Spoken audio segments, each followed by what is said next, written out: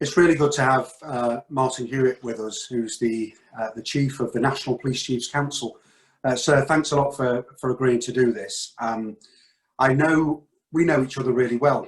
We work together certainly since I've been in role, and we've battled through some crisis, certainly with the cyber attacks that the Federation endured last year, and obviously COVID this year, and everything in between. I think we've built up quite a constructive relationship, maybe not always agreeing, but certainly we are picking up the phone regularly to each other, and that's important for me. But I know many of my colleagues who will be watching this, that, you know, those rank and file officers, they will obviously know who their chief constable is, but they might not know what the National Police Chiefs Council is, or what your role is. Do you just want to explain for us what exactly you do and what the NPCC does? Yeah, thanks, John. So NPCC is the body that represents all chief police officers and assistant chief officers across the United Kingdom. So we are for the whole of the UK.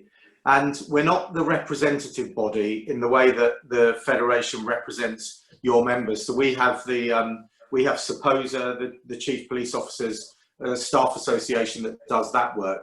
What we do in NPCC is try and bring together the way that the service is going to be organised across all of the different forces. If you like, we work together with all of the employers, which is what is obviously really important to your members.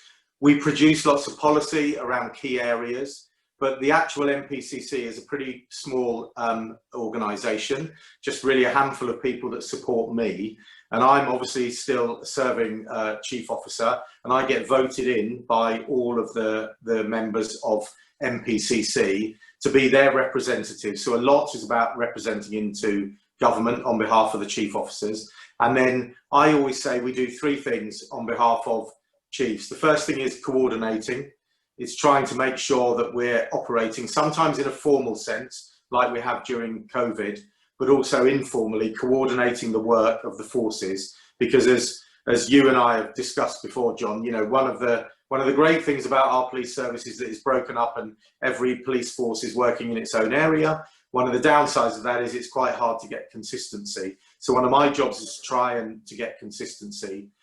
We work around collaborating, and by that I don't mean Force A and Force B coming together, but what I mean is where it's best interest of the service for us to collaborate between forces with other parts of the policing structure, then we should be doing that. And then lastly, we try and do a little bit of communicating, and often you'll hear me talk on behalf of the chief officers, but then what I have around the country is chief officers who are the lead for a particular issue that your members will all recognise to kind of take on and drive forward where we are. And then the big set piece events for me, 4 times a year or so, we come together as Chief Constables Council. So all the Chief Constables from across the UK, plus the Director General of the NCA, the Chief Executive of the College of Policing, we come together, and that's, if you like, the senior policy deciding body for the employers, but also discussing those issues that are really significant. And out of that comes some of the work that you see. So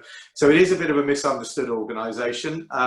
The really important point is I've got no power over any of those chief constables. I can't tell any one of them to do anything. It's about how do I get them into a place where, in the interest of the service, we can move forward and do what we need to do. And then I obviously have the role then of working both with yourself and with Paul Griffiths from the Superintendents Association and for the representatives of the unions. So we collectively, if you like, are those that are trying to drive progress in the service generally.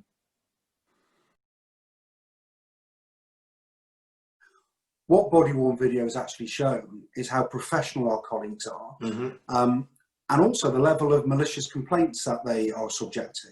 So body-worn video, it protects them on the street. It allows for swift justice. But I've written to you recently about how forces can and should do more about releasing body-worn footage where they're able to do. And look, I will say I completely accept this is not easy, and one size certainly doesn't fit all.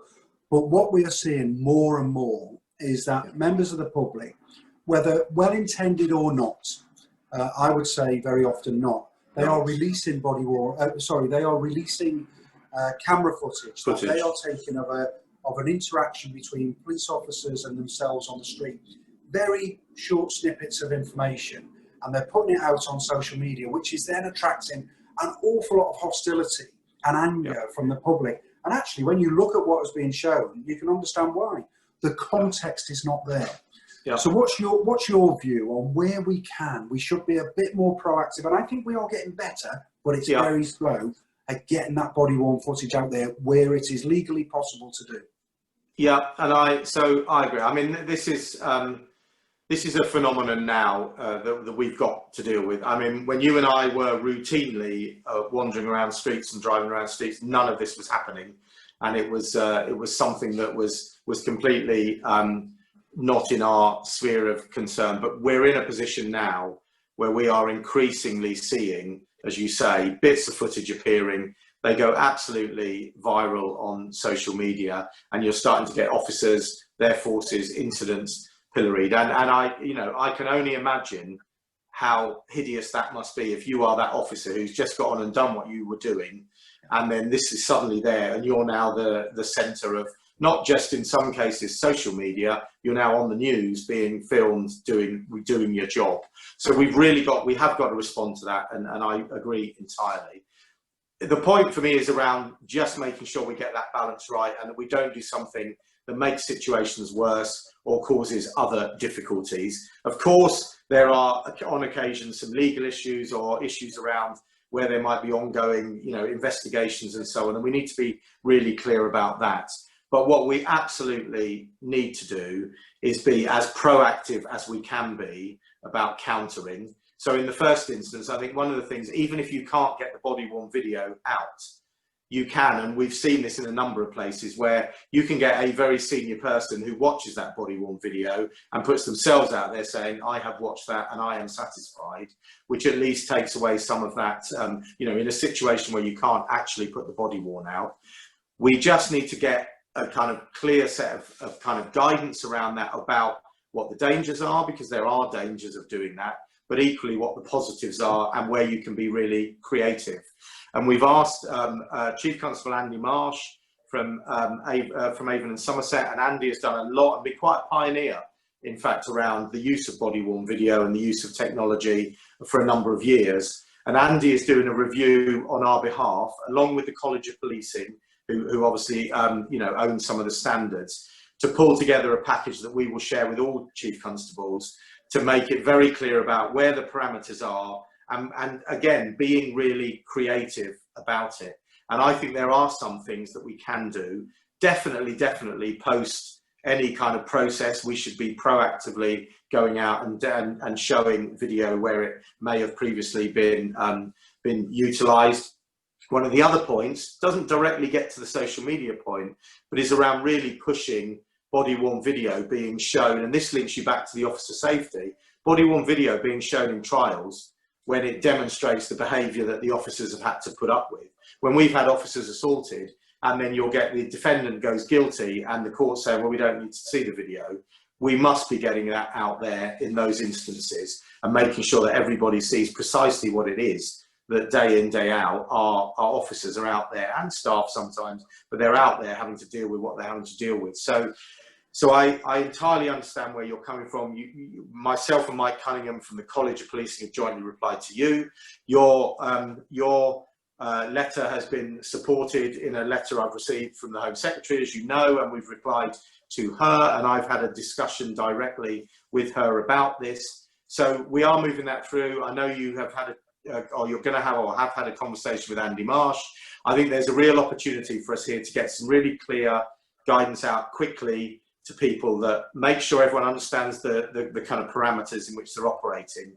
But equally, I think it's about the mindset, which is we're going to do whatever we can do positively to counter some of the nonsense that we see, but then we'll also use it where appropriately, particularly when it's about our officers being assaulted. But this is it's a hideous phenomenon, quite frankly, that affects a number of people publicly, but particularly our officers. And as I said at the beginning, none of this existed when you and me were out and about regularly working on a shift. never had to think about everybody filming everything we are doing. And certainly, you know, even just going back to, you know, 18 months ago when I was still back in the Met, you know, in parts of London where almost every interaction that police officers are having with communities, someone or many people are filming, and the kind of pressure that puts in, we've got to recognise.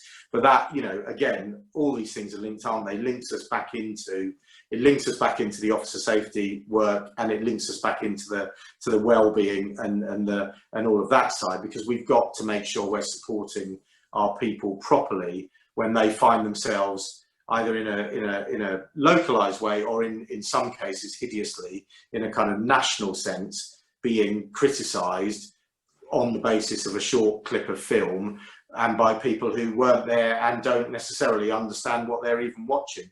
So it is a really big issue for us. It's recognised as a very big issue. We've had discussions, and as I say, Andy Marsh, Chief Constable Andy Marsh, is doing that bit of work on our behalf, and I'm confident we'll get a good product that we can then make sure that every Chief Constable has got and is utilising in his or her force.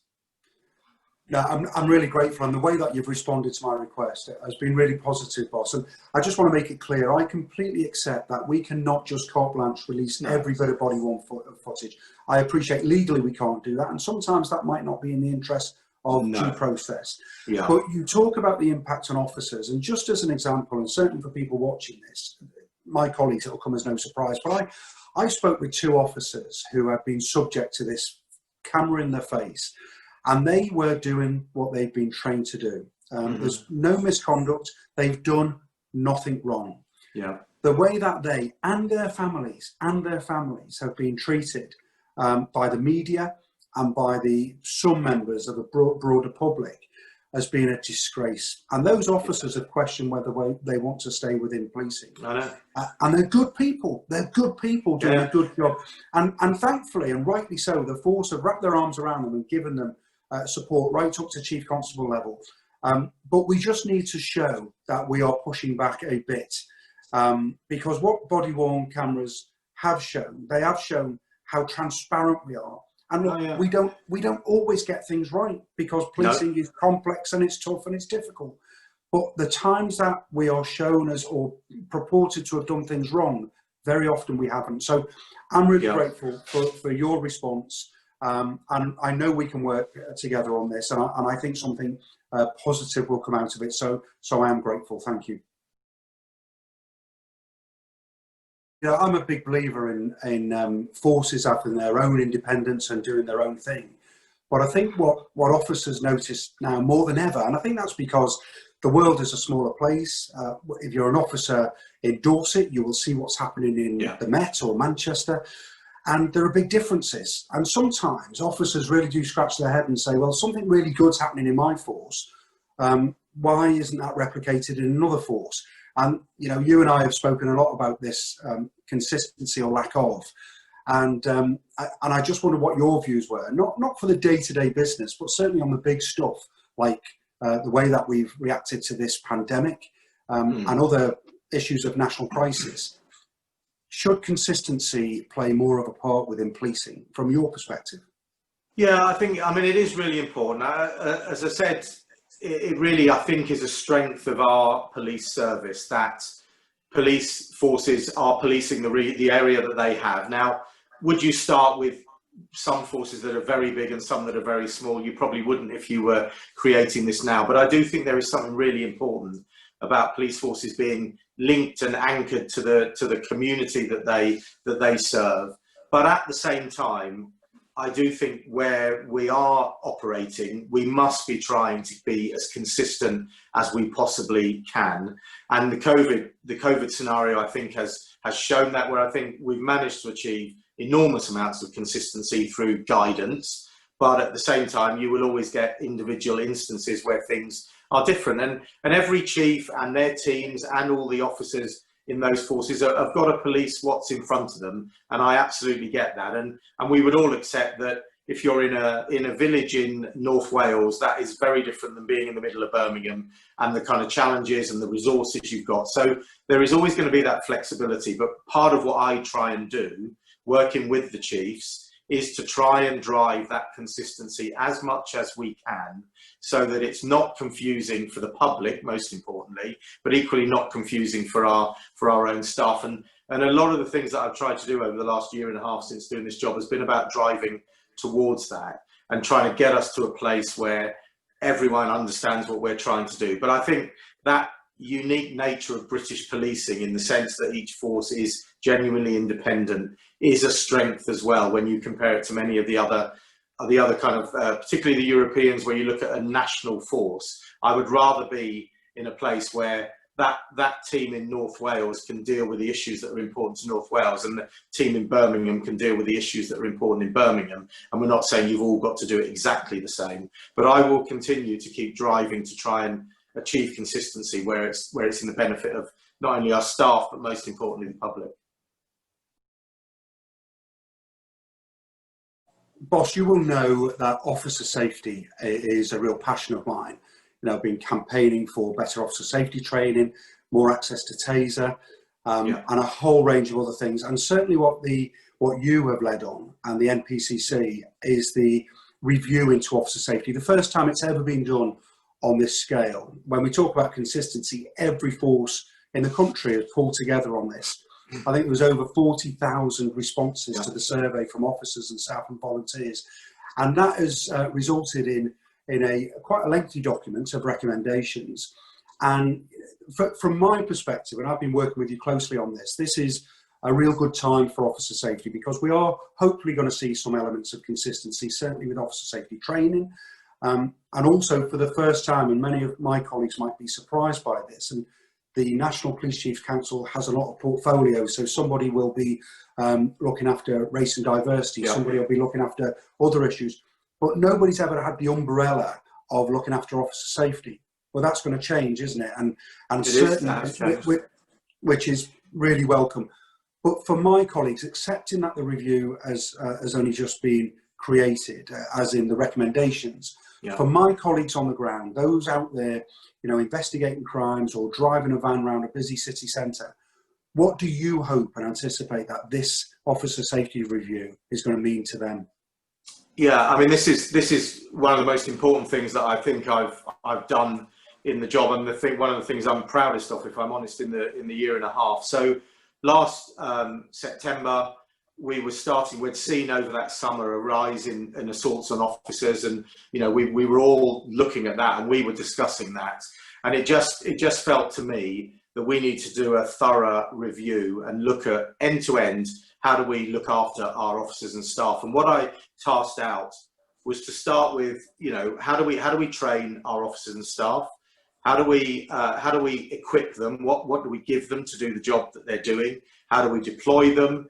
Right the way through to the point where we will inevitably get people assaulted. That is the nature of the job we do. But when that happens, are we supporting them effectively, and is the criminal justice system supporting them? So I set that in train last September. We actually, the first thing that was done, the college did the survey that you've referred to, and absolutely incredible to get 40,000 responses. And the work that then followed from that survey was really driven by the voices that we got back from the service. And we actually had the report back with us it was there in draft by January, and at the Chief Constables Council in January, we came there, and the 28 recommendations were agreed by the Chief Constables, and we then were doing more work to get it into the point where we could actually publish the review and launch it. That arrived kind of in the middle of March, and of course immediately COVID came along, so that was not possible to do. But that doesn't mean that the work didn't start then. As you say, what we had before, we had various chief officers who led on self-defence, arrest and restraint, led on taser, led on various other aspects that come together to mean officer safety, but we didn't have that overarching lead. And we created that as a result of this. So Alan Pewsley, who's the Chief Constable in Kent, is now our officer safety lead, and working directly into me in my role. And so Alan has got that set up. We launched, as you will know, in Kent a couple of weeks ago, I think a really successful launch hosted by Kent and their officer safety team down there. But the report was there, the actions have been moving forward. The next one of Alan's group is on the, I believe it's on the, later this month, I think the 16th or 17th this month, and that will be about assessing where we are. And all of the actions pretty much are in train, but what we want to see is we need to start seeing this coming through and people really seeing the kind of difference around some of the equipment stuff, around some of the legislative push that we're putting into government, and particularly around the training, which is the key one for me, because the finding from the survey that was the most disappointing to me was the variation in the training that any officer or member of staff, but particularly officers, would receive in a particular force. And so that programme now to create one set standard curriculum that defines precisely the number of the hours of contact time between the officer and the trainers, I think is absolutely critical. So all of that work is going on. Alan Pewsley will be monitoring that through his group, which is, which will be very lively to get it through. And we will be then bringing that back into Chief Constable's Council to look against the grid of where are we, have we delivered, why haven't we delivered, and then working with government. And I also think this is an important part that can link into the covenant work as well, because for all of us, all those people that lead police forces, the safety of our staff, our officers and our staff is absolutely paramount. The great work that you started through in Hampshire with the Op Hampshire response to when officers are injured, and we've really tried to regenerate that. And we had a conference call with chiefs on about that specific issue only a couple of weeks ago. All of that kind of work, I think, is what we need to build in to making sure that we are looking after our people. We do a job that is dangerous. There are times where our folks who are going out there and going towards difficult issues are going to come to harm, but we've got to make sure as the employers that we are giving everything that we can to people, that they know what they need to do, they've got the right training, they're deployed in the right way with the right kit, and we're constantly looking at what equipment can help. And then in those occasions where inevitably we will get officers injured, we are making sure that we as a service are looking after them, and then that we're putting pressure into the criminal justice system to make sure that that actually follows through, and that people who think it's okay to assault officers and staff are dealt with appropriately. Absolutely, and I'm grateful for the link in with the Police Federation. We represent over 120,000 officers, and many of our members are injured. We've only heard today an officer's been very badly assaulted in the southern part of the country, and I welcome the recommendations. Obviously, I would always want to see it go further, but this is more than we've ever had before, and that's a really good starting point. And you talked, sir, about the Operation Hampshire, and what many people might not know, in their own forces, they will have a variety of plans. So in my force, it's the 7-point plan. In the Metropolitan, it's Operation Hampshire, because it started in Hampshire, and other forces will have different things. What I'm also really pleased about is Operation Hampshire, the principle of it, which is about actually how we look after our officers and staff who have been subject to assault, and how can we prevent it or give them better equipment. That's now being adopted by the College of Policing and the NPCC, and that's being rolled out across the country. And I'm really pleased. The Police Federation have been really pushing this forward, and I know you're a big supporter of it. So my thanks to you and your team for giving it the support that it really needed. But if I might, it's a good example where, part of the reason we don't want to make everything exactly the same is because you've got to allow innovation and initiatives to come. But and this is really part of my role, when we identify something that really works, then we should be making sure that we're getting everyone to do it. Because you said it earlier, and I've had this discussion with with ministers. How is it when I go to Force A, the way they look after an officer that is injured on duty is really great, and then I go 10 miles across the border to Force B and it isn't quite the same? And they quite logically, and I don't think it's an unfair question, will say, well, wait a minute, how is that?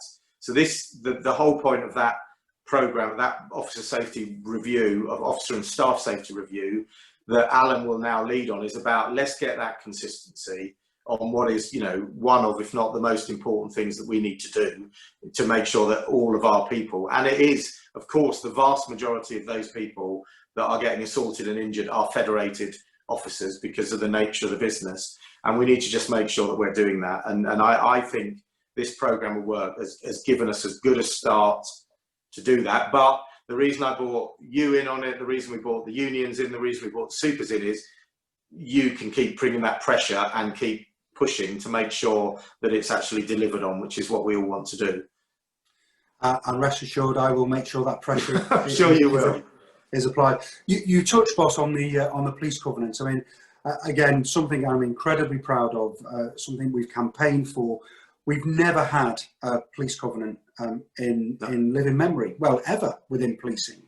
Many people compare it to the military covenant, but it's going to be very, very different. And, and whilst we're still working through the details on it, what do you, as the chief of the NPCC, want to see from the covenant? What would you like? So, I mean, first point, I think it is going to be very different to them. People often roll out the military one. I think we just need to park that and think about what do we as the service want in a covenant that we have with government. I think what we have become much better at collectively is really understanding and listening to the service. You know, the frontline review and all that came through there, the kind of survey that we did about well-being that has led to the work around Oscar Kilo, the work that we've done around OSSR, the officer and staff safety. So we know we've got the voice of the service. The conversation I keep having with the Home Secretary whenever we talk about the covenant is about tangible things that will make a difference to the lives of officers and their families. And I think the really important point for me is this end-to-end point. It has to be the life cycle of someone through their police service, and quite frankly to the point where they retire as well. I think we do need to think about retirees because that's really important, and extending. One of the things that I've been pushing a bit as well is extending to the family point as well, because what we all do in all of our different ways, in the way that we do it, has a pretty significant impact on all of those that are nearest and dearest to us. And we're often reliant on the support that they all provide. So I think using the covenant to reflect that is really, really important for me as well.